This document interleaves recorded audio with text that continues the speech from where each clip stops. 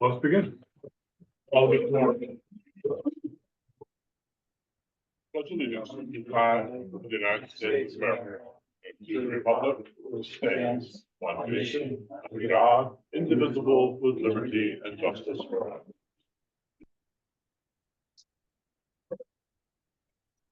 Roll call. Cindy Freeman Sear is absent, traveling abroad. Joel Vale keeping us on Zoom. Is the Joel is here. Joel's here, good, and then everyone else is present in mind and body. Any conflicts of interest for anyone to disclose regarding tonight's agenda items? All right, is there a motion to approve the consent agenda? Move to approve. Second, by Tracy. All those in favor? Joel? We have to call. Yeah. Approve. Joel's okay with that? Yes. Yeah. All right. Yes. We'll call that good, and then I'll do it. That is good.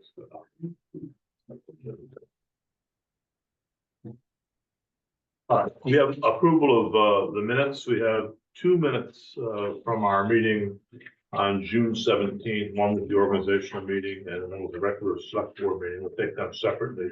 I did notice an error in the organizational meeting. Steve Vermont is the vice chair, not Cindy Freeman's here. I'll agree with that, so. I can't blame you hoping that. All right, so that was apparently the discussion was more confusing than it appeared at the time. So I think unless anyone else has any issues with that, that was the only change that I thought we made on that. Okay, we need a motion to approve the minutes with that correction. Move to approve with correction the organizational meeting Thank you, minutes. Jen. Is there a second? Second. Second by Steve. All those in favor? Oh, wait a minute. You have to roll call and. Yeah. Joel? Yes. Yeah, and Yes. Steve? Yes. Jane? Yes. Tracy? Yes. Tom? Okay. Good enough. All right, the regular select board meeting minutes from that evening on June 17th. Any issues with those? Yes. On the open session for the board, it's Brown's Mill, not Brains Mill. Right. To be corrected. Okay. There are, but they're different. They are. Yeah, Yeah. yeah, one's on the river and one's on the. Anything else? Motion to approve with that correction? Steve? No. Yep. Seconded by Second. Emery? All those in favor of Steve? Emery? Yes. James? Yes. Tracy? Yes. Tom and Joel? Yes. Thank you. All right, then we had a special select board meeting on July 1st, which was an executive session at which no action was taken. The motion to approve that. Move to approve. Okay. Second by Tracy.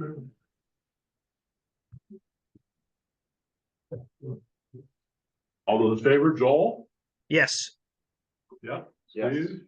Yes. Emery? Yes. Yes. Good enough. All those are done.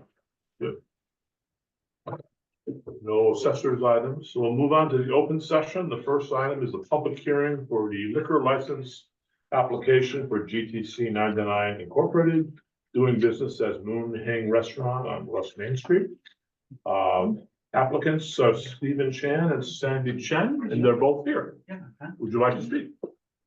Yes, we run a business, 2 years ago, I think. Other people, right now, we open our restaurant for dining, and a lot of people ask to reopen the bar.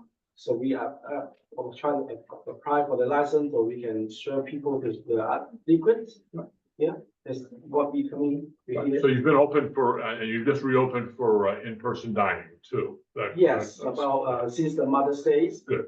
Yeah, a lot of people ask for it. You can't go out and get Chinese food without having pina colada with an umbrella stuck in the top. So I really think that's an important thing to bring back to our community. So I know they have the liquid before. Yes. Yes. For That's many why years. people ask us for the open bar. And police chief, and we haven't had it. It's not a place for people to go to sit down and drink lots of Mai Tais, maybe two. No, we've had no issue. Okay, no issues at all. Any questions for any board members for the applicants? Yes.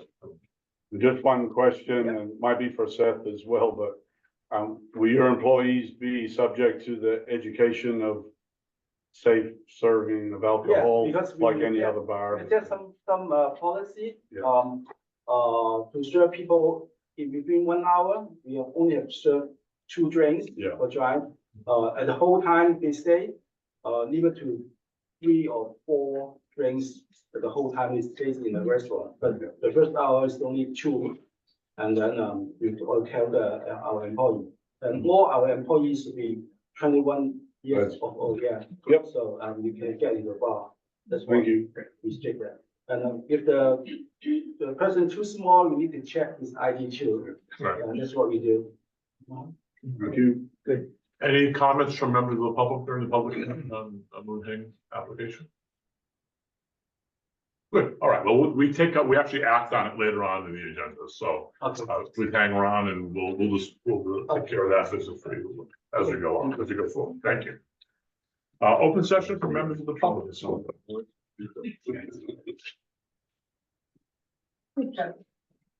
Just all I've got 3 questions. One of them is, what's the status of hiring for the new communications grant person? I saw it was in the paper and announced, has that been closed, and when do you expect that person on board? Yeah, so it's actually part of my report for later in this meeting. We have hired the person that's gonna fill that position. Alcina Branistow accepted the position and she will start August 12th. And are the June expenditure reports available? Can I get copies of those? I can get those, yeah. And when do you expect the July ones to be available? I would have to check with the finance office. Okay. And then one other, I don't know who to report this to, but just if you want to call me, straight to the police station, but seems like we've got worse speeders on the road of the lake this year than we've had in the past. I mean, to the point of I almost went off the road the other day because someone was right behind me and decided they were going to pass going up the hill when we had the line on our side. And I just let off the gas altogether because I didn't want to be in the way if somebody goes up the hill and hit them head on. I don't know if there's anything to be done about that, but it's just really bad this year. Speeding and just being reckless. Other comments from members of the public? Yes, in Zach Barry. I just, 2 things, Barry Hutchins from Island Road. I wanted to, just first ask, on the public session, the way that we do it, I don't know if there's even any way to change it. We used to have a public session at the end of the meeting as well, and I know you have a timing issue and you can't spend all night here. But sometimes issues are brought up during the board meeting that might raise questions by the public that we're forced to address or wait to address if we have a concern until the next select board meeting. That we may, it may be better to address at that current meeting, but we're not able to if we don't have a second open session, public session. So that was just one thing I was hoping to bring up.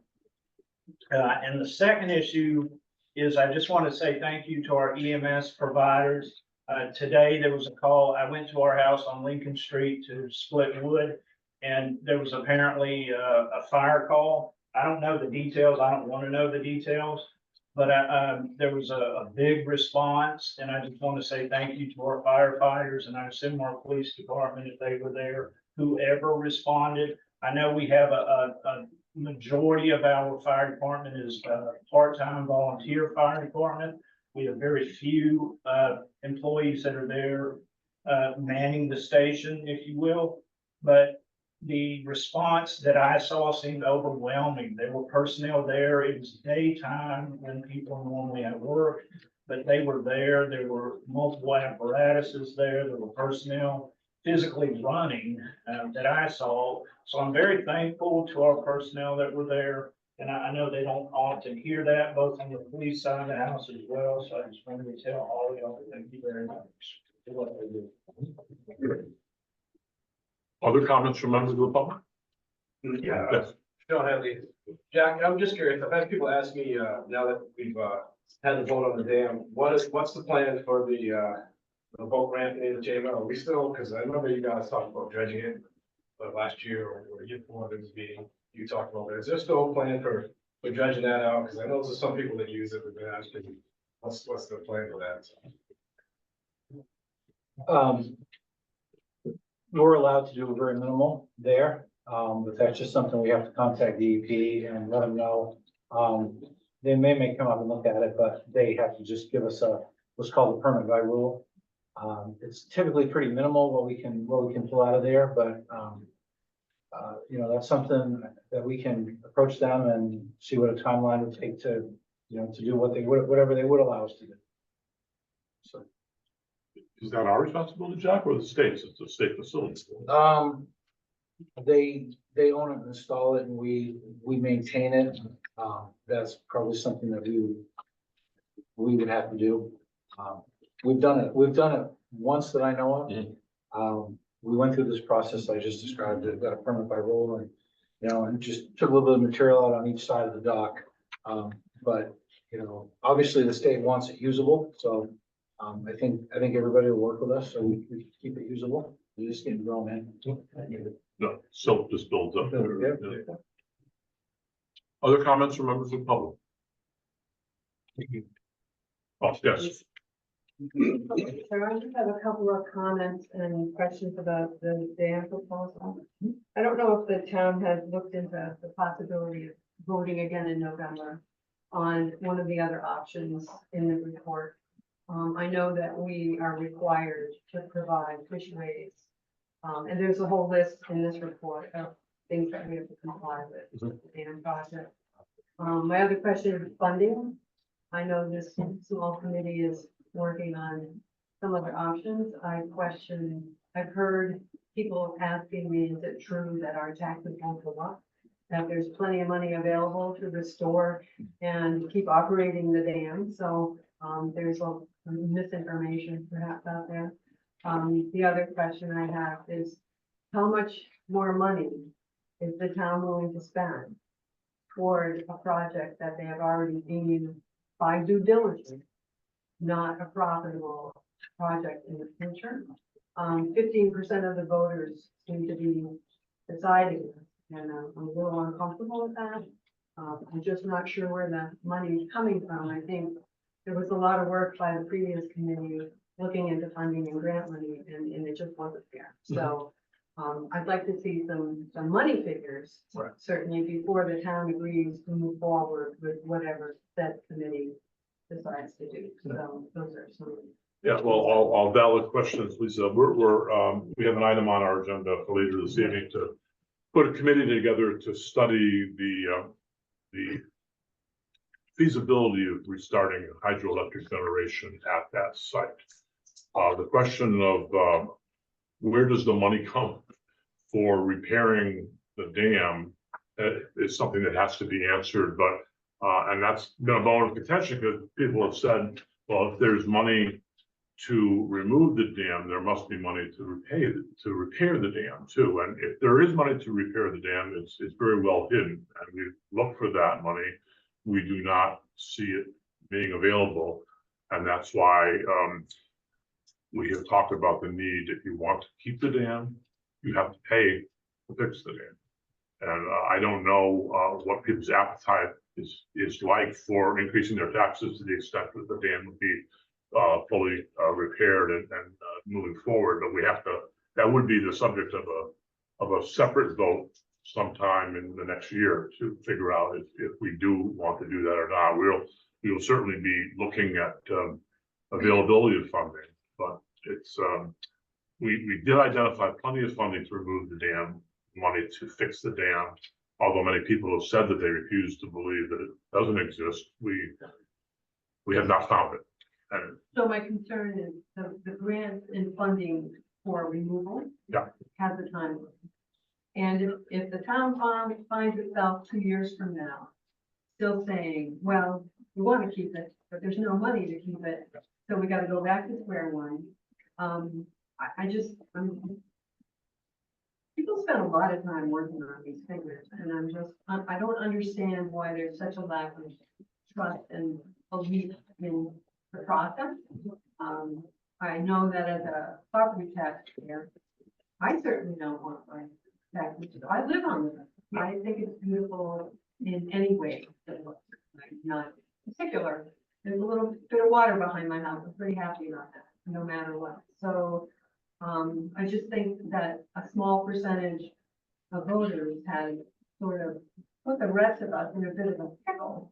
And I'm certainly concerned about that, but I'm just worried that as time goes by and we don't find the money or the solution, that we're still gonna end up holding the bill for this. So I'm not alone in this, I'm just, here to. Yeah, no matter which side of the question you come down on, whether you want to keep the dam or whether you want to remove the dam. It was very disappointing to all of us on the board that 65% of the registered voters in Dover-Foxcroft did not even go to the polls the day where we tried to settle this very important issue. So of the 30 Voting in November, because people will turn out. they tend to turn out more on a presidential election. No better. But But even in a presidential election, you'll still have a third of the voters that still and I don't. know it's don't do it, complicated, you have to time it, but Yeah. if these are just I'm just voicing my. I think we have to respect the opinion registered by the voters who did show up on June 11th at this point. I think we're all concerned about potential costs to the town for repairing, not only repairing the dam, but building a new fishway that actually is more functional. And the cost that would cause us to be burdened with. And it's not just the cost of repairs. We don't have millions of dollars needed to do that. So we'd have to borrow those funds at what are high interest rates, as we all know. So, of course, every time we talk about the high cost, we're accused of using scare tactics. But so your question is why? Your underlying question is why are people distrustful, and why do we not even have a shared version of the truth? At least we can respond to as a community. If I had the answer to that question, I wouldn't be sitting here. I'd probably be in Washington. But we can't do nothing. I mean, we're so out of compliance. There's a lot we have to do to get in compliance, and we have to have we have to have. I hear you, and I know, I'm sorry. we do have a window open for funding for dam removal. I think that the federal government has signaled that some dam removal funds will be available going forward, even beyond the next year. But then again, if people don't want to remove the dam, you're stuck with spending the money to do that, and the money to do that is not readily available other than through raising taxes, and that could change in the future too. I just think there are a lot of people in this town that haven't voiced their feelings or voted, unfortunately, that are living so close to the bone that a higher property tax bill is really going to hurt them. There are people in this town that won't hurt, but there are people that it will hurt. Yeah, and there are people. I'm really concerned. There are people who only have enough food in their bellies because they go to the food pantry I just don't want people to forget that not everybody has enough cash in their pocket to pay your property. Agreed. Yes. I think we're over the 3 years. Yeah. Right. Sorry. Yeah, that's all right. Sorry. Barry? Thank you. I just, not to turn it into a damn issue again, but I was a supporter of removing the dam. I'll state that, as I have many times on the record. I was a supporter of removing the dam, but I'm an even stronger supporter of our democratic process. The voters voted for what they wanted. Lisa, whom I've known for years, just hit something right on the head. The voters that wanted what they wanted turned out, voted for what they wanted. It went that way. Chairman Lazat hit the other thing. If you want something, turn out and vote for it. If you don't vote for it, you don't get it. It's that simple. This is the way it is. You can't come back later and ask why when it's blatantly obvious why. No one showed up to vote for what they wanted. People that wanted what they wanted did what the process said to do. I applaud those people tremendously. How can you not? It's that simple. And I guess another side to that, as far as where are the funds going to come from to save the dam, has anyone, and maybe just a thought, it is just a thought, but has anyone attempted to go to our representative, Mr. Perkins, and ask to approach the governor as far as pulling funds from solar and wind? Because water is just as an important resource as wind and solar. And we have funds there at the state level for that. So why can't we approach our state representative? He's our voice at the state level and say, go to the governor. Ask the governor to pull from those funds. We have a resource right here in the center of Dover-Foxcroft that's a major point of contention. Try and give us some funds to renew this thing. Have we done that? And that is a question, maybe not for tonight, but certainly for the committee that is formed. And it may not be necessary to renew this. Maybe it still is, but at least we could close that door for the residents that are saying, why? I just wanted to point out that in addition to the person we've hired is our new communications person, who will also be doing grant writing with us. So we will have someone that we can shake loose to look for some of these dollars. But when you're asking, can we change state policy for green energy development, that might take a little more time than just the next year. Nothing wrong with that. Yeah, right, exactly. Right. Does anybody else? Other comments from members? Okay, we'll close. Excuse me. Yeah. Oh, scribbling, sorry. No, my name's Cheryl Piazza, and about the pulling money funds to fix the dam, just, may I respond? Considering there's an election coming up, if we have the same administration that we have now, it's possible that, things will be the same and we'll go from there. If there's a new administration in the White House, it's possible that they would give funds for hydro. So we don't know. A lot of the things that we're thinking about are up in the air. Okay. Having the dam gives us something to work with as we seek for future funds. And even at that library presentation by the nonprofits, they said that there would be, from Nature Conservancy, significant need when Norton asked from the steering committee what the need would be later. So it's strong potential, and it's a way of giving back to us if we put in.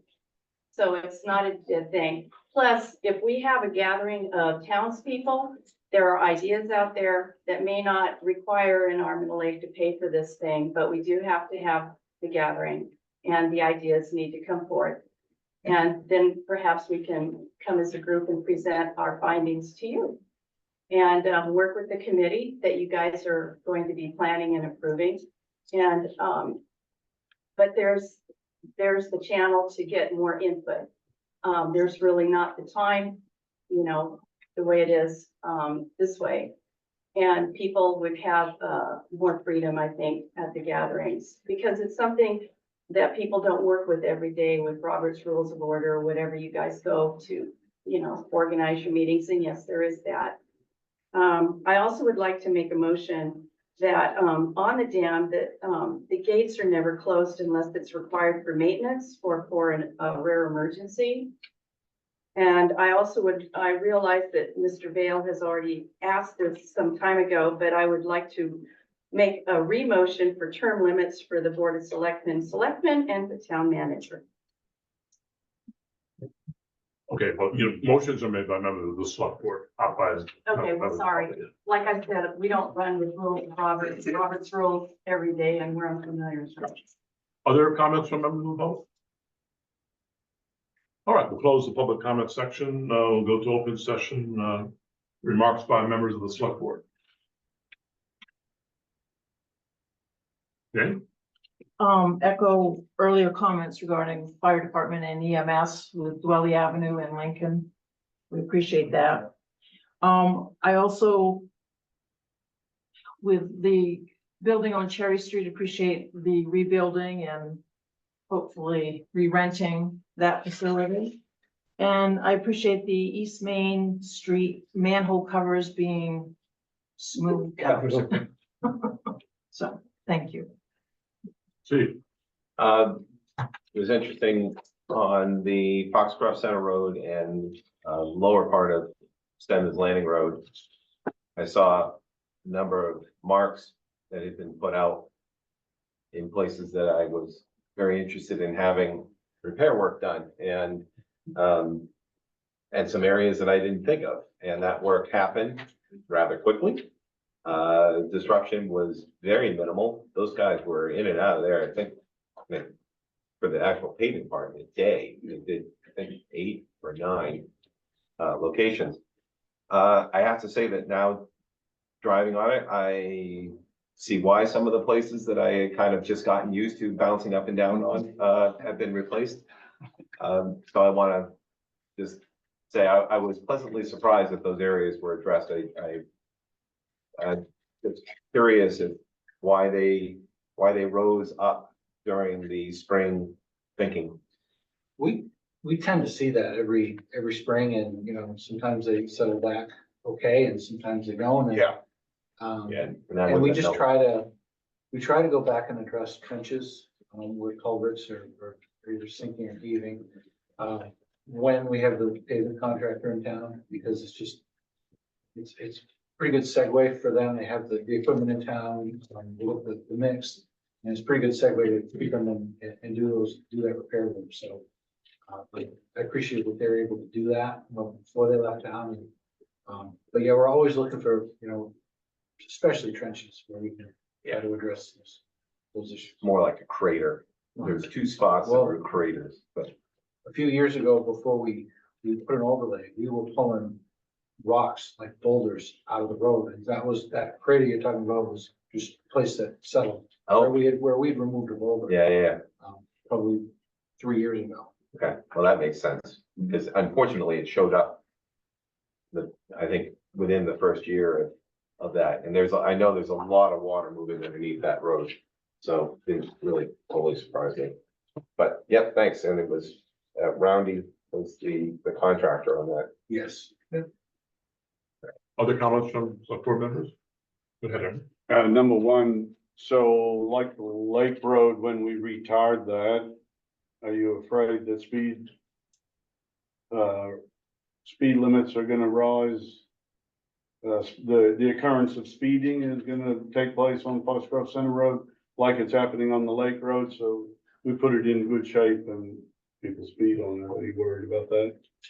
No, Or just you? I think that I've seen people whip up and down there with plenty of potholes. And, yeah, so it doesn't seem to affect them at all. I don't know why.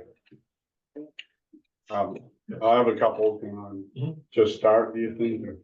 You So, go. for Jack, are we on schedule like I asked every meeting for gravel roads, for grading, for mowing, for brush cutting? How are we standing at the moment on our summer work programs and where are we at? So we've not, one of the things we'll talk about is the mulching attachments. So we can be doing our roadside mowing. We're on schedule. We're way ahead of last year. Yeah. We'll probably be able to get a second cut with our roadside mowing. The brush cutting is what we need to get started on. So we're not where we want to be on that. Grading, we're really just doing it as needed and as weather permits. So it really doesn't end as far as grading goes. And gravel roads, now that I'd say we're on schedule, now that the paving is over, we can get focused on that. One thing that we were ahead of schedule on, which is good, is we also have to put up winter sand, and we have that put up. Yeah, So I'm now seeing that's that. kind of out of the way. That won't interrupt, what we're doing this fall in terms of getting gravel roads done. And have we assessed all the gravel roads that we know there are trouble spots that we need to work on, or we're just plowing ahead, go as we go, or have we got some work in mind? Well, we kind of lay out some roads we plan on addressing, in the fall and winter, and then we go back and address things that we see happen, during mud season. And a lot of that, what we saw during mud season, they've already addressed. Right, okay. I don't have the list in front of me in No, terms of what they're going to do for, ditching. As long as we're systematic. Yeah. That just leads into the storm damage from last, or even from July, where we've had over 6 inches of rain and it comes torrential. How are we standing? How are we clean up? Have we had emergencies we can't take care of, or we're okay? So the public works crew was busy most of last week on the Ames Road with storm damage from one of the recent rain events. That was significant enough to actually put Scottsbluff County into FEMA eligibility funds. So we're tracking that so that we can get reimbursed for the work there. Good. And there are a couple other roads that would fall in that category for the second storm. And we're already, going through the process of FEMA on work related to the December storm. Yeah, those type of storms are keeping us busy also. Yeah. Just, are we on top of them, and our roads okay-ish, so when we've got a problem, it's not a disaster and we can cover it? Well, I mean, what we're finding is that when we're inundated with, several inches of rain in a short amount of time, we find out where the culverts aren't big enough. And so Right. one of the issues on the Ames Road was driveway culverts. Probably being big enough for most storms, but not big enough for what we saw. And so we just having to replace them anyway. We want to a bigger size, and we're trying to, that's all the idea, to try to mitigate the future storm. If, we don't want to keep going back there, put the same size culvert back there. So, some of the roads are not equipped to handle those inundations, but we're trying to make them that way. Right. And that's a big part of what we talk with FEMA about, is we're going back and doing mitigation on places that we had to deal with in December also. Sorry. Can I just interject? Yeah. Ames Road, is that a bridge? There is a bridge on And would that be under FEMA monies? there. Well, the FEMA monies yes, you can get FEMA money for bridges, and that's where the funding from Ministry Bridges comes from. So yeah, FEMA can be a source of funding for bridges, for sure. Just one from a constituent, I guess, was asking, maybe we could look at next year, our military flags that run down North Street. Is there a chance we could maybe rearrange them somewhere closer to maybe Monument, or somewhere more in the center of town? Could we just look at that next year before they go up? That our military appreciation is in front and center of the town. If we could look at that. The family was in town 3 weeks ago, and as per normal, Peaks Kenny was closed because it's so full, which is wonderful. We have lots of people coming here and love the Peaks Kenny, but so we opted to go to the public beach, which was not, and it wasn't terrible, like we've all been talking about for years now, but it is all, it just needs to be maintained and cleared and cleaned. And it would be wonderful, Sean, to see some design work, rec departments coming in to give us a whole new go over. But there was one thing that, well, two things. The 2 toilets up there, I did manage to walk up to see how they were, and they were the better part of filthy, but I don't know that they're probably being cleaned every day. So as long as that's happening and we know that that's on schedule, the public toilets are. But the other thing, and the number one big great thing was there were 2 lifeguards on duty, and I think that's wonderful. but there were two. The sign did say no lifeguard on duty, but there were two there and they were both in uniform and they both were paying attention to what was going on. So I think it's wonderful that we're able to, Yeah, put a couple they, of lifeguards there. Yeah, we talked about that. They will cover up. So the sign that says no lifeguard on Yeah. duty is fixed. Permanent. Is permanent. They're and supposed to, They now know they need to cover that up Yeah. when they're on duty. I kind of thought that Yeah. was maybe what was going on. Because And that's- last, but probably not least, is a bad one. It's funny, it popped up in today's social media, but it is true. I didn't see any signs, but there were quite a few people on the beach and there were no less than 25 ducks out front and around the front of the beach. And people were feeding ducks, which we all know is just insane. And not only is it not good for them because it's unhealthy, it's not good for the public who's at the beach. So can we get some more prominent signs up, even though people think we're being unfriendly, but feeding ducks at the public beach is not a good thing. And we don't want to cause World War III over it. But people need to know that it's really not a wonderful thing to be feeding. You're saying input creates output? Yes, well, that too, and then I've never heard the term duckage so often as I have this summer, and I don't know if there's been any there, I do care to know, but I'm hoping there's not. But we need signs up that say, please don't feed the duck, please take your trash away. And I really have just one more, sorry. This last week, my wife and I have been hosting a group of exchange students that come from around the country. And this year again, we've had 3 for the week. Last year, we had 3 boys and it was wonderful. And this year we had 3 girls and I was a little skeptical, sorry, not to make anybody angry, but it's been absolutely wonderful to have 3. They're all graduated American exchange program, and I encourage anybody to get involved in some community stuff because these kids are great. They're just fun and happy, and they leave Wednesday, and I think we'll all be sad. So that's me. Sorry. Do you think that's it?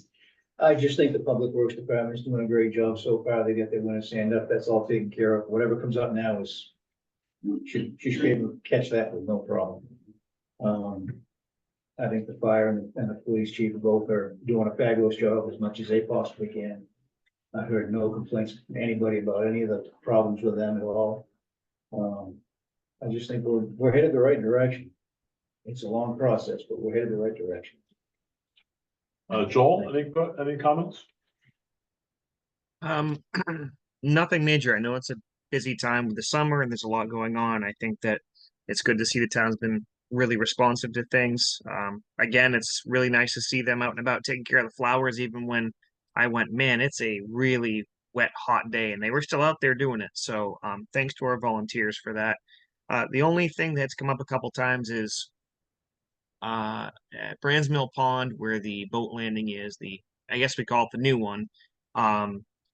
People tend to use the opposite side of the bank as a restroom, and they are, well, you know what happens when you go in the bathroom. Everybody does. So it sometimes causes a bit of an odor, but beyond that, it can be kind of a public health concern. So after going there a couple times and the odor was bad enough, and knowing that you really shouldn't have human waste right next to water like that, I was just wondering if that's a conversation that we should probably have at some point. I know we have limited options on that, but I don't want to find out that due to us trying to enjoy nature, we've contaminated part of that pond and caused a problem. Good point. Well, Yes. when, the talk of EMS, I know somebody, up in Greenville who flies for Lifelight. And we were having a pretty detailed conversation about the challenges that the communities that he visits, which is extensive, he flies out of state too, sometimes, but I know we've had the conversation here in public several times about where things are going with emergency services and how thinly spread they are. But, and I know, and Brian has made it very clear, as anybody that reads any of the Bangor Daily or Portland Press Herald, that we're not alone. But having a discussion with him about how their crews and the aircraft sometimes have to provide services that normally should be provided by ground crews, or having to wait, or having to fly other places to get the, all that complicated stuff that Brian has spoken to us about different levels of certification. Somebody has a certain type of injury, can't be treated by the EMS around, and wow, I mean, it's amazing that anybody gets saved around here with all of with how thinly spread we are, and how difficult it is to provide services, especially out here in a sparsely populated area. So that's just another mention ahead of all of our EMS coming together, is how wonderful it is that this town is being proactive about our needs. Any other final comments from the board? All right, let's close open session to the select board. Are any adjustments needed to be done with that? No? I don't have it. Okay. We did have a number of committee meetings in recent weeks. Two of the items on the agenda relate to those meetings. One is the establishment of the committee to review the Mayo Mill Dam issue. And the other is a couple of items regarding sales and purchase of public works equipment. Do you want to speak briefly to the update on the EMS services proposal, or would that be something that fire can talk about? I would refer to Brian and maybe Jane, if you're going to talk about, we basically just heard from Brian in terms of where the process is, what the goals are. There were some estimates for timeline for implementation that Brian had some better news to report on us, but you want to go ahead and Give a brief update, Brian? Yeah, we've been having some meetings with the hospital. I have another update meeting with them on August 13th about moving forward with contracts and how we're gonna work hand in hand with them. I've asked the board to move forward with a timeline on interviews. I have interviews this coming Wednesday with the board, potential EMS director. And that's the biggest key to the puzzle right now. We have to get somebody in that position so we can continue the plan moving forward. There's a lot of work to do after that person starts, as far as getting the billing set up, looking for trucks and equipment, and working with the hospital hand in hand and stuff. So basically that was the first step with the board, and we'll keep the board in the loop as we need to, as far as, truck purchases and other equipment purchases and contracts and dealing with the hospital and stuff like that. But we basically needed to, I guess, get the process started, get the green light. I've scheduled A. Robinson's. We're meeting with electricians this week with Tom Rotano about the bay renovations. So we get that. I've ordered the overhead door. So things are starting to move forward and pick up. So hopefully, I wouldn't say next month, maybe by September, I'd have another update how things are going. But it's going to be a slow process, but hopefully we move forward steadily. So that's where we stand on as far as the new EMS position forward. Any questions for? Just two other points, your new tanker, you've done training. Yeah, see, I forget about all the other stuff. Yes, our new tanker has arrived. We actually placed it in service yesterday. We're missing some equipment, but it can run as a tanker. I'm glad you brought that up, Jane. The loaner that we have has been delivered to Bowerbank. That's going to be their new truck over there. Would it be possible, maybe something for me or all of us, if we can send maybe some type of card or something up to the town of Malton Select Board? Yeah. And something to say thank you for the year and a half of bailing us out. I don't know what you guys think, but I know we have mutual aid with them, but they didn't have to loan us a truck for that long. So I just thought maybe we should say thank you some way. I don't know what's appropriate, but. Yeah, I think a card of thanks signed by all members of the select board would be the least we could do, right? Yeah. It bailed us out of a lot of jams, so it's greatly appreciated. and the fact that that tanker will now be in Bowerbank means that it'll be available to respond to this area. Yes, yes. Which we rely on. I mean, we rely on other departments to have, apparatus like that. So it's just good that it's gonna still stay in service. All right, thank you for the update, Brian. Yeah. Absolutely. All right, let's move on to new business. The first item is to approve liquor license application for Moon Restaurant. Move to approve. Motion second. Who seconded? Tracy? I did. Any discussion? Doesn't matter. Okay. We'll do a roll call. Steve, you okay? Yes. Emery? Yes. Yes. Good. Yes. And Bill, Joe Bill? Yes. Thank you. All right, so that's unanimous, 6-0. Thank you. Thank you for having a business in town and bringing some good food, different types of food. Dover-Foxcroft. We appreciate that. Best of luck to you in your business. Yeah. Thank you.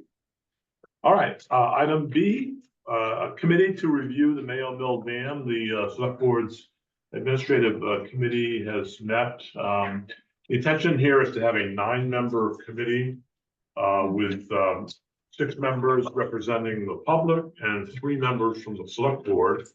The administration committee has reviewed expressions of interest from folks in the community and is recommending the following 6 names.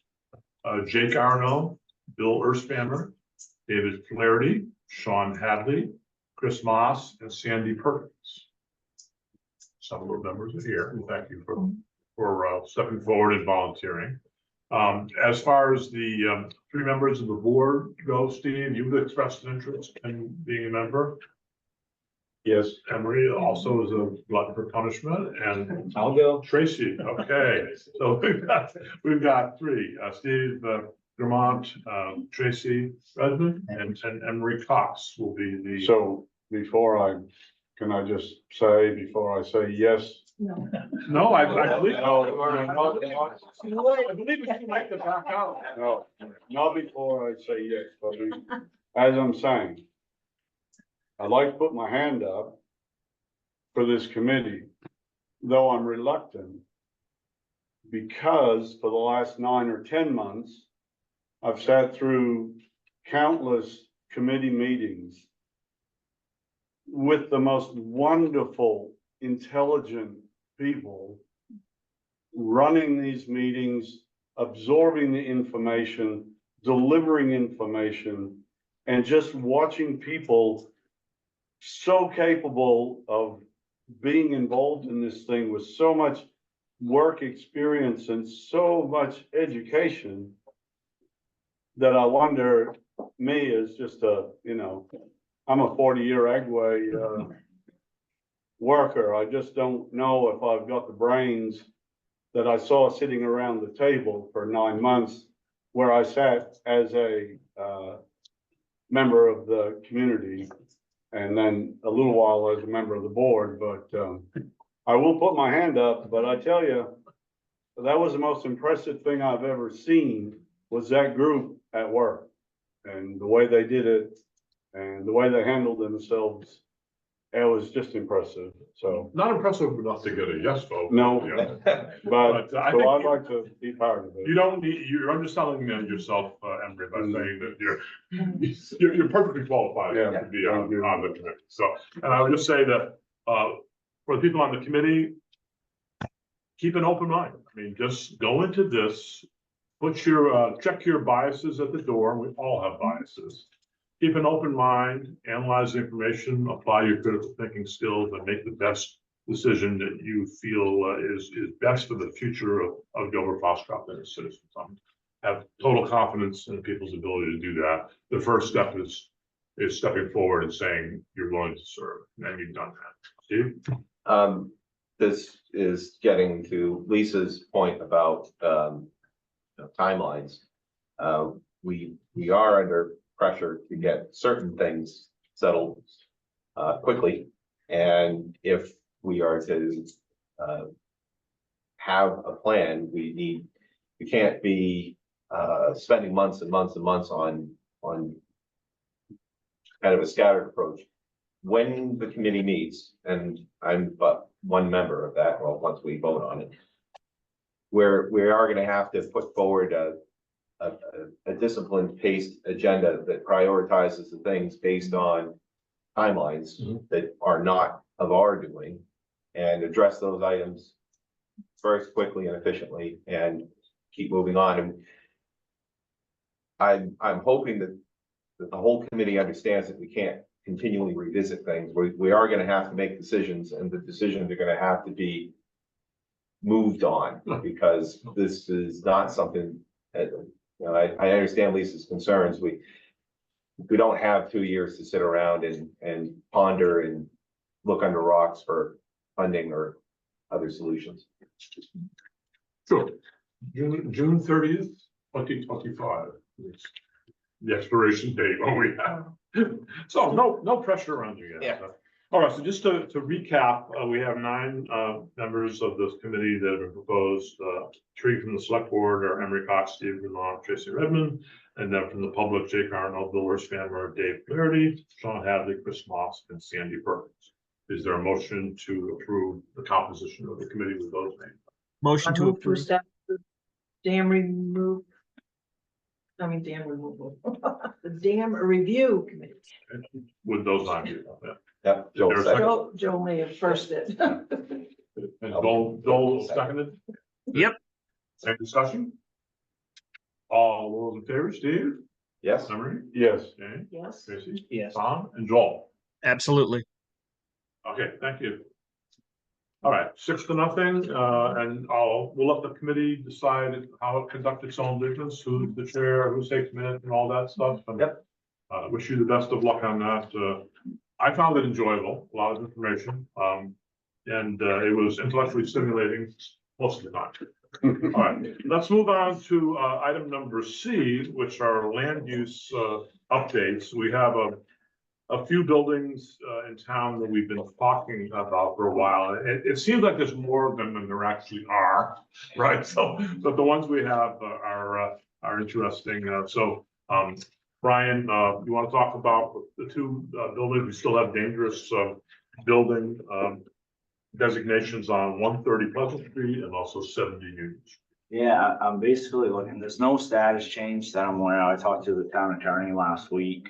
There are a couple things he's gonna look in regarding each building, but far as 70 Union Street to this day, far as where it still hasn't gone through probate, which that's holding everything up. And I know the attorney's office has looked at options on how we're gonna move forward.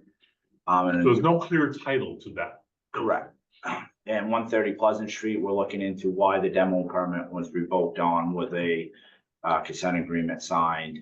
But no progress has been done on either of them. So I just want to make sure we're still moving forward with them. I know we have other dangerous buildings we're working on. I just don't want them to be fall behind what I'm saying, because basically nothing's getting done with either property and nobody seems to care that owns property to do anything with it. But that's a key point. I mean, people have asked me, why does it take so long to get things done? And this is why. Look at the law. Yeah. First of all, a lot of times people just pass away and they walk away or they move. There's no one who is the owner. It ends up being part of the asset sheet for an out-of-state bank, which has no idea where Dover-Foxcroft, Maine is located. There are many points in the law where we literally cannot move quickly.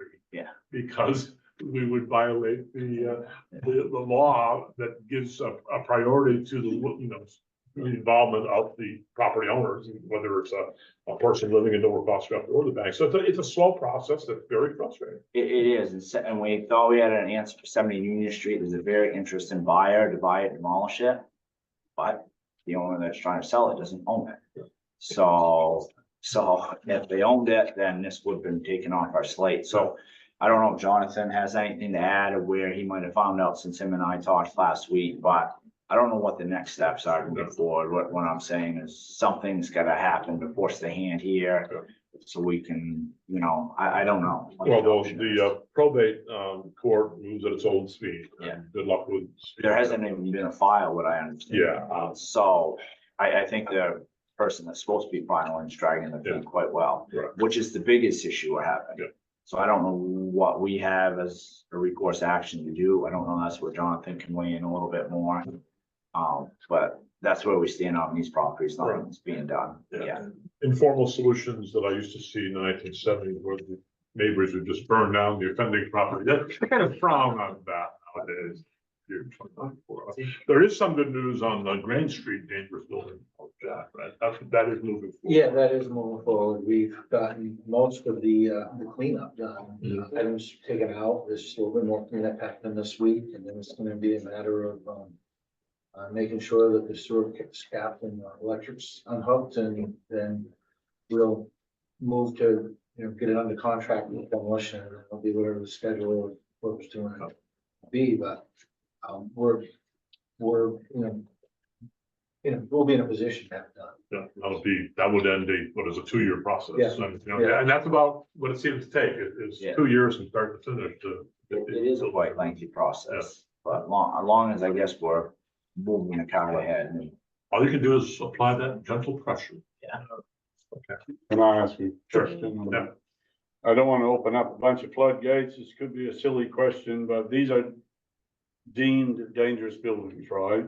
So I don't want the whole town to say maybe we could come mow their lawn, but have we got provision to run the zero turn around these places just to cut some of the, the look of them, whatever. just- That's above my pay grade. I Right, don't right. want destruction. I I don't want everybody in town saying, my Right. house doesn't look good, I want to mow the lawn, and it's, There are several places that you'd be going. yeah. But if they're dangerous buildings, it would have been deemed that we're, it might help the neighbors knowing that we're at least looking after them. Yeah. Yes. So with 70 Union Street, can a letter either come from John Pottle or you, Jack, to say, let's get things moving? File something? Well, I mean, John can chime in whenever, but it's my understanding that by declaring it a dangerous building, it means that we have the right to go in and remove the structure. We can do that. The property owner, indicated that he was willing to let us do it or sell it or have somebody else do it, but the probate's the issue there. But I think what it comes down to is, at what point will we start taking steps to actually demolish the structure? Then if we do that, then we can recoup our cost through a supplemental tax assessment, basically. And that's the route we're going with Queen Street. We'll be the ones to cause it to be torn down, hiring somebody to tear it down or whatever. And then we'll have to recoup that cost through a supplemental tax. But, if we can't work with the property owner to arrange for it to be done. And that was the case with Pleasant Street up until we thought that the property owner was arranging for that to be done, because under that scenario, they're controlling the costs. Under the scenario where we're doing it, we're controlling the cost basically. So we thought it was already going to be done there. Apparently, they're not willing to tear the structure down, so that may be one we have to remove as well. So some of these are starting to queue up where we may be the party that's removing the structures, but I'll let John add what I haven't added, I guess, in terms of what our options are on these, but if he has anything to add. John, you have anything to add to, you're muted, I don't know. John, you're muted, you can hear me. Don't you have to ask? No. Oh, sorry, I do. Maybe. Hey, you're muted. Whoops. Yeah, no, good evening, everyone. Sorry about that. I was not able to unmute, so thanks, Jack, for letting me just briefly speak. Yeah, I certainly appreciate it. It can be somewhat time consuming and I know that adds to a level of frustration, but as kind of mentioned, there's always the process involved because you are talking about a dangerous building, someone else's property. That essentially is deemed a nuisance and, can be abated. It's always the preference, and I would always encourage that if the property owner or property owner's representatives can take care of the condition of the issue, which sometimes can occur, that's preferable. It just avoids the town having to be more directly involved. But Jack is correct. By virtue of the dangerous building order, the town has that ability to go in and effectively abate the dangerous conditions. As Brian mentioned, we had touched base, I forget when it was, sometime early last week, I believe. So I had sent out kind of final communication letters on both 70 Union Street as well as 130 Pleasant. So not expecting a proactive response. But I think what that means is probably looking into August, September, I'll say October timeframe, that if the board is willing or feels the timing is appropriate, that would be the time to make a decision on just having the town go in more directly and just take care of those dangerous buildings. I mean, I'd like to do that. Yes. I have very low tolerance for this stuff. It's, if you're the next door neighbor and you're looking at an eyesore like that, it really affects your quality of life and outlook on the world. Okay, anything else to be said about those two? We can move on. We have legal junkyard issues with, we've already brought forward recently on 107 Grove Street, now the new one at 367 Norton Hill Road, So far as I know, for both those properties, again, neither one of the owners reached back out to Jonathan. In regards to 367 Norton Hill, I've been on vacation and Seth's been at class. We have to go in and put eyes on it because we physically haven't put eyes on it. We've just gotten pictures. That situation is a little different. We need law enforcement to support us on that. There's rumors that the road's blocked. There's rumors that we can't get in with the vehicle. We have to take a side-by-side in. So we have to look at all those options and see how bad this junkyard actually is and then bring it back, because when John and I talked, a judge is not gonna wanna hear if the town's not gonna wanna pursue it. And if we have to, not trying to make less of the situation, but if Public Works has to build a road into this property to get all the stuff out, or, you know what I mean? It could become very costly. Yeah. So we gotta go get eyes on it and reassess it and see what's actually in there, how the road conditions are. But like I said, Seth and I have to work on a timeline that works with both of us, because the property owners in there, like I said, we need law enforcement with us when we go in. So that one's still it's in motion, but we're kind of held up because we got to do a little bit more homework on how to move forward. As far as 107 Grove Street, that's right in town. Nothing's changed. They haven't answered. They haven't done anything. So we just need the green light to move forward with trying to get that one cleaned up. Whatever the process is, Jonathan will be able to explain a little bit better. But this is a repeat offender. When Danny worked for us, we dealt with them multiple times. They did eventually clean it up, but we're back to square one again. And this time they're not responding with the town at all or Jonathan. So I don't know if they care or what the issue is, but we're gonna do something about that. 'Cause a lot of neighbors are upset around there, which I can't blame them. So. yeah, they really, look, driving by that, a couple of days, they could clean up most of the problems there. Well, and the last time we spoke last year, they state that it's all personal belongings and it's not garbage, which is fine, but put them in a storage unit, do something, they don't Yeah. belong Right. stacked up all over God's creation. So. They have TV shows called Hoarders. Mm. Okay, and then you have a new structure, actually not a structure, it's a cellar hole. So That it needs to be was, filled in. yeah, it was a dangerous building, Yeah. but the building got taken care of, Yeah. but they never filled the cellar hole in. It's right against one of the town roads, Merrill's Mills Road. Nana sent multiple letters to the property owner at first, said he'd work with the town on a consent agreement and pay it back. Whether that would take place or not, but he hasn't responded to filling it in or doing anything with that. So I'd like to do something with that, figure out how to get that hole filled. It's right near Black Stream, so we gotta make sure we're not getting run off into the stream. I've talked to a couple contractors, which is not my job, see if they had some fail or something on a job they could just drop off to help the gentleman off, but I didn't get anywhere with them. Yeah. We try to resolve everything as best we can, but sometimes we just can't. So I don't know what the next steps are of getting that cellar hill built, but I just don't think he has the means to do it, so. So that one's, I guess, well, my question really is to John on that one. Do we have to go through a process to be able to access the property? Do we do it with the person's permission, or do we have to declare it a dangerous building? Did we already go through a formal declaration process for this one? Not this one, so we're trying to handle it, without doing that. But now nothing's getting done and we took a legitimate claim and we just need the whole film. So he kind of got to a certain point in the process. Yeah. And stopped. Kind And of, so it's in some ways a code violation. yeah.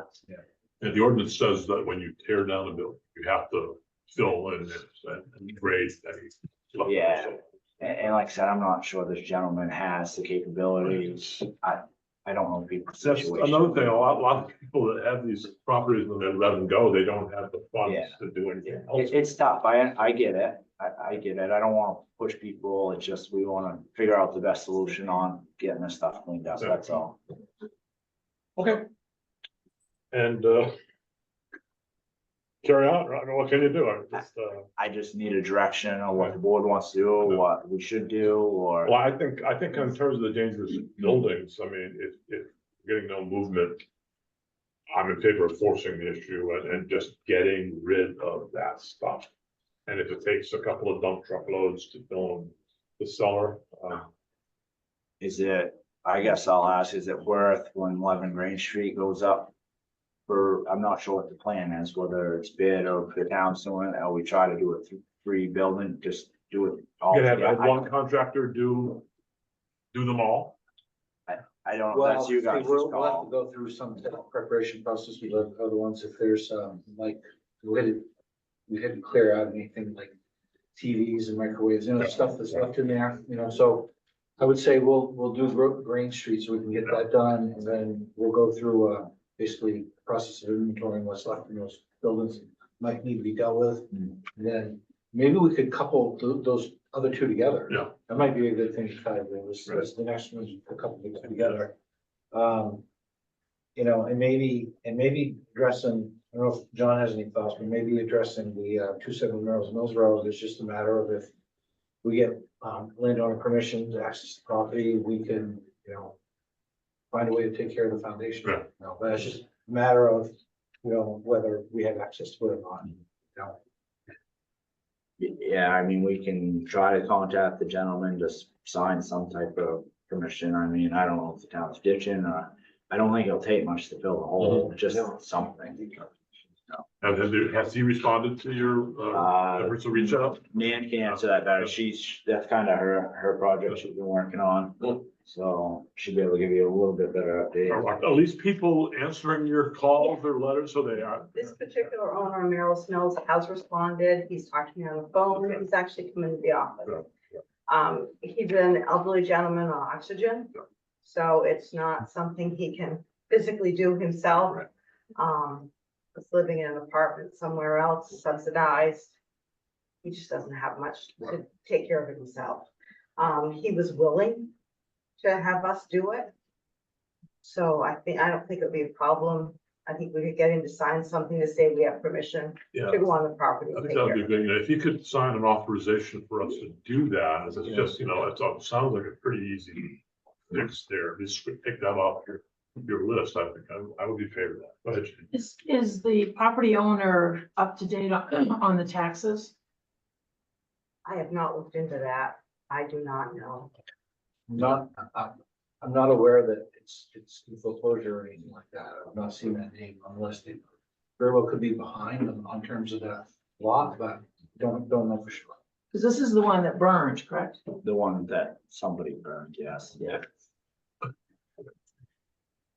Because I mean, that's a piece of information. Right. If we're going to recoup and he's not paid his taxes, it's not a very big chunk of land, It's not, and not usable in my It's opinion. buildable anymore. no, and I Yeah. know other pieces of property were been taken before from the gentleman for tax needs, so we didn't check into that. Cap. So I mean, it doesn't make sense if he doesn't have that to pay to then put on top another bill that we cleaned it up or filled the hole, that sort of thing, so. Just asking. But at least it would get rid of the danger. Correct, yeah, safety I is mean, you number can't one. get let out of turnip, but at least, take the danger out of it. Yeah, I just eyeballing that lot. known setbacks and how dangerously close that was to the road to start with, and the drop off down into the stream, I am going to guess that that is not a buildable lot anymore. So no matter what's gonna happen, we're not gonna get paid back, because even if he puts it up for sale, who would buy it? There's no abutter. So we're gonna wind up with it. I think. Waterfront view those days. Right? Swamp. It's swamp. Well, swamp. It's water. Yeah, so there is water, yeah. Down about 20 feet down. All right, so Is there a danger, if it is that close to Black Stream, do we have to be careful of what we put in there, what's legal and what? It'd have to be clean fill Yeah. and there'd have to be silt fencing put out in Yeah. the ground. We'd have to seed it, All the hay usual it stuff. until it, Right, there's a right. process I'd have to be involved in to make sure the lot's taken care of. Yep. But if that's the wishes of the board, I prefer some type of letter come from the town attorney to the gentleman, not from my office. If there's gonna be stuff signed, I think it'd be probably better that yeah, way. I think we're in favor of moving forward with that. Yes. Okay. And that's easier win than some of the other ones. And if we can get them to sign it, then we'll circle back, talk to Jag and the board about whether Public Works can find us something to get it taken care of. I'm sure they had access to some clean still. Something, Okay. yeah. You sure we do. All right. Yeah. So anything else to bring before us? Not right at the moment, but give it a couple of weeks. Yeah, I know, I appreciate you sticking with this, and it's a never ending Yeah. problem. Once you get this list taken care of, then you'll have another. Oh, it's already started. I just need to get one list done before I get to the other. I get it. Well, yeah, I mean, well, Nan's helping make that list bigger. Bigger, yeah. Very well. You got total job security though, this is the Yeah. job that wants to finish, right? That's why I skip to my next meeting. All All right. Appreciate it. Thank you, guys. Thanks a lot, Brian. Thank you, Brian. right, so we have an update on land use issues. We have an action item moving forward, item D, public works equipment. We have two issues here. We'd like to trade in a existing 2001 Volvo Wheeler and replace it with a used 6-yard dump truck. And Jack, the status of that deal? Yeah, so, this is something we did last summer. It worked out real well for us to trade in an old wheeler that end of its useful life and replace it with a 6-yard, a newer 6-yard plow truck that's easier to maneuver in town. Because it's just really difficult in a lot of areas to. High turning radius, narrow streets. Yeah. Exactly. So we wanted to do that again. Jeff Chambers and our mechanic went down and looked at this truck. Thought it was in very good shape, given, what it was, and it would be, they would like to purchase that and at the same time put our 2001 Volvo out to bid. And last year we did better than we initially thought on the bid of our Volvo wheeler, so we're pretty optimistic that we get somewhere near what we'd be paying. The cost that you got for the 2009 dump plow truck is $24,000, and the 2001 Volvo Wheeler, you anticipate getting within the ballpark of that? Last year, I think it was a 99, we got 21,000. Okay, so. Yeah, so I think we could get better than 21. Yeah. Given just last year's experience. Yeah. Okay, so we need a motion to purchase the used truck that we have before us from Abbott Equipment Sales, and also put out the bid for sale of the Volvo. So you understand the move for us? Second? Okay. Motion by Emery? No, from Steve, we're beating to it. Okay, and then Jane beat you to the second. Sorry. Any discussion on this truck? You okay with that, Joel? Absolutely. Well, Joel's okay, Steve? Yes. Emery? Yes. Jane? Tracy? Yes. Okay, so that's 6-0 to get that purchase and sale in order. And the second item we have is Jack has been looking at an attachment for brushing, cutting brush on the side of the road. You've got a piece of equipment there. It's I guess the technical term is a mulcher, right? The mulcher. The mulcher. Attachment for Yeah. our excavator. Yeah. And you want to talk about that cost and, Yeah, so, we had, we tried out, a different one that was not really sized for our machine, and we didn't have great luck with it. That was last year, so we really wanted, and it was a used one that we rented. We really wanted to go out and find one that's sized for our machine appropriately, and get a new one if possible, which this is. And we wanted to, try to get it while we still had season left to use it. So Jeff had, looked at, 3 different options. And this one that you have in front of you, from, Bobcat, right out of Herman, is the one that he's recommending. There was another mulcher that was a higher cost, and it had a little less width. This is a 36-inch width. The other one that was a little higher cost, actually quite a bit more higher cost, was a 31-inch. There was another one that he looked at. There was a lower cost in this, but it didn't include all of the connector pieces in the install. And so adding that all in, we just concerned about what that adds up with, because it was never really looked at in terms of all the different things that he's gonna take to do it. And that was a lot further away. It was an out-of-state quote that we got. So this is the one that we would ask that we allow him to move ahead with, and then just get that in service. and the quote price is $32,260. And this allows us to have our own weed cutting on the roadsides, and also to go with the heavier brush and going farther on the margins. We'd be able to do the ditches further out than what the mower can do, and then get up into the limbs where you see basically the canopy is coming into the road, and then you have the problem where you don't get sunlight, and then you get, more icing than we need to have. As well as some places, the trucks that sit up higher are actually hitting their, roof and antennas on limbs, where we can get, we can get both ditches and limbs with it. And this is part of a larger process where we're going away from relying on contractors to do some of this roadside maintenance and doing it ourselves with our own equipment. Okay. So is this in his capital budget? Yes, it is. Any questions for Jack on that?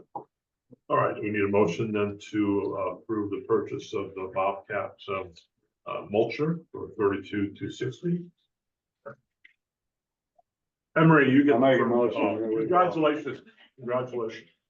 And who would like, Jane is seconded it, okay. All right, let's, any discussion? Yes, you have discussion, of course. Sorry. I always say sorry. I have 2 questions. One is, I've seen these in action or whatever, but in public and in public spaces, is this all guarded and safe for passerbys? Because cars will be going by while they're on the back roads and on the main roads, and that it's all limited where the discharge is, and there's no danger of throwing rocks and all that sort of stuff. No, it is. So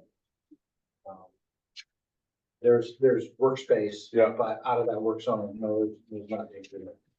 And my other question is, we have some of the most wonderful equipment here in Dover, which is a credit to us. But do we have the manpower to run another machine like this? We do. We have somebody that's actually experienced doing this as well. Right. So it's not somebody that we have to give a learning curve to. Somebody that has got a lot of experience with this. So, and they'll be busy because as far as being where we want to be on the roadsides, we're not. But this will get us being able to do this every year, throughout the year, during the season. And slowly we'll see progress. But it's just nothing that we've had before. We've relied on contractors. We've relied on renting, either equipment or attachments to do it, and it's not, we don't gain, we usually fall further behind. Yep. Looks like a really cool looking piece of equipment. Yeah, I'd like, Oh, the shark, I'd like like to. the shark, has a bite, the bite, okay. All right, we got a motion and a second. Joel, are you in favor? Yes. Steve? Yes. Yes. James? Yes. No, right, 6-0 on that. All right, moving on to item E, a change in the holiday schedule. It's been proposed that we offer 2 new holidays to town employees, add Martin Luther King Day and Indigenous Peoples' Day, formerly known as Columbus Day, to the recognized holidays. So that'll bring us from 11 to 13. And we were kind of behind the curve on this as far as some of the other towns in the area, and they already recognized it. Yeah, that was probably the biggest difference when we looked at, what we offered, as a whole, for benefits compared with the other communities was that difference in the holiday. That's something that, the administrative committee wanted to kind of look at and talk about and, recommends that we add those 2. There's still some that, we wouldn't recognize, but to add those 2 and put us in line.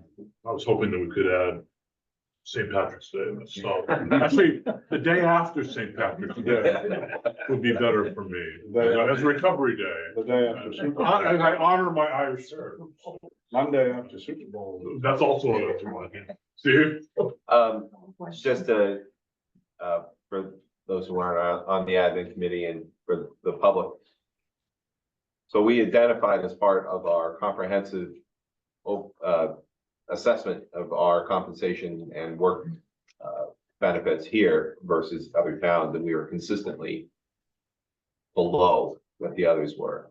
So the first thing we did was to acknowledge that we really should add 2 days, which brings us right into the middle of all the other towns. And then we went through the list of all the holidays that other towns recognize that we do not, and we picked 2 that we felt were most compatible with what other businesses and state and federal facilities are closed. Like, for example, Indigenous Peoples' Day, a lot of stuff is already closed. So this makes sense. It's also good for employees who have kids who aren't going to school that day. And that's another thing that employees have to take into consideration when they go to work for a town is how many days am I gonna have to find daycare or pick up my kids or whatever. So this is, I mean, I think some had a few more. We decided not to go that extra step this time, but now we're solidly in with the others and we feel we're competitive. Need a motion to that effect to add Martin Luther King Day and Indigenous Peoples' Day as recognized holiday. Move to approve. Second. Right. Who did? Emery got it. Just a nanosecond. All right, so Joel, are you okay with that? Oh, yeah, absolutely. Okay, thank you. It is obviously Emery. Yes. Jane? Yes. Yes. Not. All right. Good news for town employees. And quick question, Yeah. that go into effect this year? Speaking of town Indigenous employees, Peoples' Day is coming up in October, right? Is that Right. this October? Yeah, I would assume it would just be effective, tomorrow, but it actually, Or already planning or 3-day weekend? yeah. Already, right? Danny, you can't take it off this week. You have to wait Oh. until the actual holiday comes up. Well, one of Danny's hats, Retroactive. one of Danny's hats, just so everybody knows, is HR. Yeah. She wears a finance hat, HR hat, and then, This hat. this hat. It'll be popular. People love holidays. Yeah. Okay. All right, move on to item F. We have a recommendation from Chief Burns that we appoint Andrew Kidder of Glenburn as a new police officer. Is that a full-time position for the department or?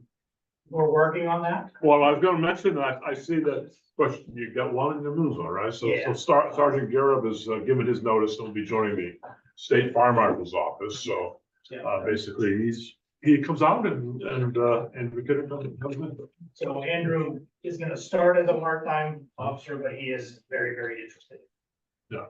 He's gonna get a few things in his personal life squared away first, which is understandable. And that would bring you, if he does go to full time, that would bring you back up to full staff. It would. I don't know if he's gonna look at this particular position, but I think down the road, he'll be a very viable candidate. And where did he work most recently?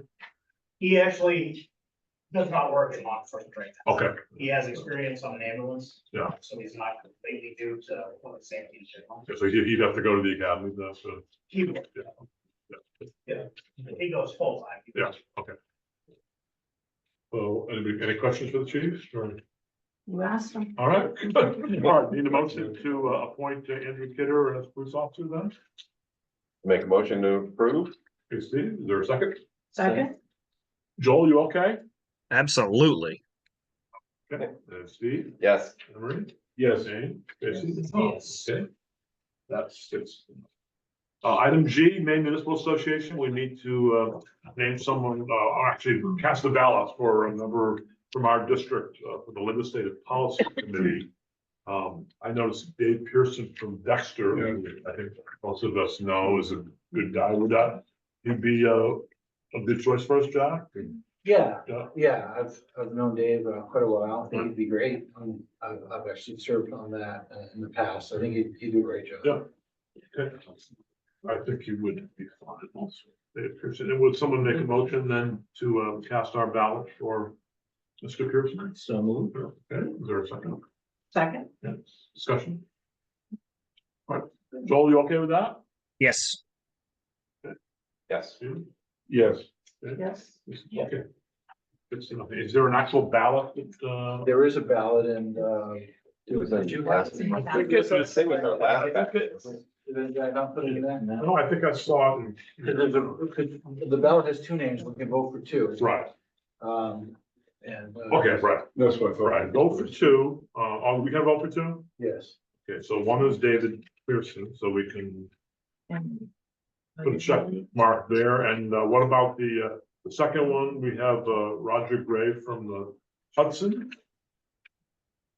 And there was And then there was a Corinna. write-in Right. candidate that expressed after, I guess, the window had closed to be. Okay. And that is a tax collector, Emily Lamar, the writing candidate from the town of Corinna. But we could also put it as a write-in. I don't know either one. Right. Yeah, they're here. Can you vouch for? I look at it like I would support almost anybody that would wanna, be willing to put the time in. Yes. You travel to Augusta, you sit in meetings, and basically what people do is, listen to the various, bills that affect municipalities. And then the municipal association will take a position, and then either for or against or neither. And then somebody from the Maine Municipal Association will appear at the hearing and talk from the perspective of municipalities. And so in order for that person to know what the position is, this committee of kind of over 50 people, sit in a room and decide what that position is. So I think it's great that we have three people, wanting those two positions. And I think I would maybe defer to the two that got their name. Got their paperwork early. on time. The first. On time. Yeah. That's what I was thinking. That's a tiebreaker for me, so. So then, the person that did, get the paperwork completed was Roger Gray, who's on the select board in the town of Hudson, who's not on the other side of Corinth, so. That meet the board's pleasure, want to make a motion to that effect? Make the motion. Okay, Tracy, make the motion that Roger Gray, and is there a second by? Second? Second by Jane. Okay. Joel, you okay with that second name? Yes. Okay, Yes. Steve? Yes. Yes, okay, so everyone's okay with that. I filled out the paperwork, put the checkbox marks in, and that's taken care of. Okay. And then we have taken care of all the business. Town managers report. I think we've covered, my items already. I just want to note in correspondence, we do have the municipal review committee Yeah. quarterly newsletter. But we also have a couple other items. It looks like I didn't, add them up to the correspondence list that you see, but we have, various things from the RSU 68. Yeah. In terms of their assessments, their tally from the June, budget validation. Yeah. And then their business meeting from June, we have the minutes from that. And then the other item that we have in correspondence is the letter that our assessor files with the state certifying that we'll be able to certify our valuation at 100%, which we always try to do, so that we assess it full value, and then we don't have to take a reduction in the state revenues that we otherwise would. Very pleased to see Alcina will be coming on board. I mean, she was perfectly qualified for the position, so. Yes, yeah, she's a great resource, very knowledgeable on grants, and she'll, I think, really help us search down a lot grants, for anything that we're looking at, but infrastructure especially. Yeah. Being currently with the county EMA, she just knows, FEMA firsthand, and it's very procedural, but it's also a very good source of funding. Will be a good resource for Dan review committee. Yes. So does she have a scope of work for that position? Because her ears must be burning, because everyone has said, oh, this person's coming on board. So in protection of her, we need to have some sort of priority list and or calling attention to, because that's a big chunk of work. Yeah, and she'll be present at many of these meetings. I won't say all, but she'll be present at many of these meetings so that she's able to, hear firsthand, the things that we're talking about. And, there's gonna be a couple of different drivers in terms of priorities. One is, the issue itself we're working on, but then the other priority is deadlines, right? So if there's something that we know we want to pursue and the deadline is, in 2 weeks, that will be, something that she'll focus on, so there's gonna be a mixture of the priority of what it is we're trying to accomplish and the priority of when the deadline is, or when the funding opens. We may know that a round of funding will open in 3 months, so we'll focus on some other things. Right. But I think there's gonna be a different ways to kind of put together, put priorities so that the whole point is that we don't want to miss out on any opportunities that we're trying to pursue funding for, bottom line. And part of that too is going to be getting input from, the departments like police, fire, what the priorities are so that she understands what we're looking for, what is needed. Well, again, I think it's important to prepare for success versus failure. And I mean, it's communications director / grant writer. Yeah. And to me, both could be full-time. And I heard from communication side, it's the website. Well, where does that fall? Little EMA put on in that category too, right? So, yeah, she would be doing some of that. So. Right. Anyway. And it's a good point to remember, Jane, is this is, it's one person, one position with two very distinct things. So, that'll all have to be prioritized. It's the perfect word, prioritized. Just a quick question for Chief Burns that relates to departure to fire marshal's office. Is he going to be our local fire marshal or is he going to Well, yes and no. He'll be in the area, but the way they don't really have districts that they cover all the time, because there's so few investigators. As an example, with the fire we had on the building, just Friday night and Saturday, the fire marshal that came to that came out of Gardner. So it's hard to say if he would be responding to them in Dover. He may not. And it depends on who's on call, what rotation they're in. There's a few other factors. Yeah, I know in the more distant past, they favored, for obvious logistics reasons. They have a marshal who lives in the area that's their go-to for. Yeah, it isn't always, because we have one right now that already was. Yeah, as an yeah, example. right, so we've got overlap. He did not, he was not the one that got called out to the fire on. Okay. Well, just hope, so, but he is gonna stay local? I don't have any information that he's doing, that is moving. All right, well, that's the end of my question of you. You're excused from So- having to provide any more. So please thank him and acknowledge best wishes. Yeah, yeah, it was great to have him back for the second stint. Yeah, he's a good officer, and this is a good opportunity for. Yeah. For him and his family, so. Yeah, and if you read the paper, this is an interesting time for state fire I marshal. think a few issues to clean up. Yeah. That is. Any further questions for the town manager? Okay, Does the tax assessor have a set of hours that he works in his office? It's just curious because people are asking questions about that. It's like, It does vary, and so, we try to get, numbers and have them return calls and then try to, schedule appointments.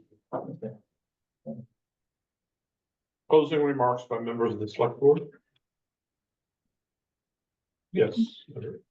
Just backtracking on the, two more observed holidays on perhaps a health and a technical question. These holidays normally fall on a Monday, so will the dump be closed on these two extra Mondays, or will they be open on Tuesday to cover the Monday? How does that work? The dump will be closed and, unless, so the only thing we look at with the dump being closed is if, like the day after Christmas. Okay. The dump's probably not gonna be closed, just because, waste is generated. So we're gonna look at when the commercial haulers can dump and when they would need to. So so a Monday holiday for those two, it would be closed. Because I don't see anything that would cause them to have to be open on that day. Right. But what we would look at is if there was a glitch with commercial haulers, you need to get in there. And like the day after Christmas, we're gonna be open. Just because it's just a busy day. And just sorry, because we were talking about the dump, have we got some progress on the plumbing, et cetera? That's the project underway? Is that in motion or I stalled? think I'm gonna have numbers to look at. Right. This week, Okay. in terms of, cost and, kind of where we go from here. So we are making progress. Thank you. No, I think, having all seen it here, rather than having people go on Facebook and say, hey, is the dump open on? Yes. They can actually look at Facebook and see that it's already been posted. No, they'll ask. Yeah. Of course they'll ask. But I'll have great joy in saying, all you have to do is look at the found ones, okay, well, what a fool I am. I believe that. Any other, remarks by the select board members? Anything from you, Joel? No, just thanks everybody for coming in tonight, and I love seeing how many people are getting involved and trying to help out, and we appreciate it. Motion to adjourn. Steve? I'll make that Is there a work. second? It's seconded by Emery. You're in favor, obviously. You're, Yep. we're all in favor, and Joel's in favor also. Okay, thank you, Joel. All right. See you, Joel. Thank you. Thanks, everybody. Thank you, everybody.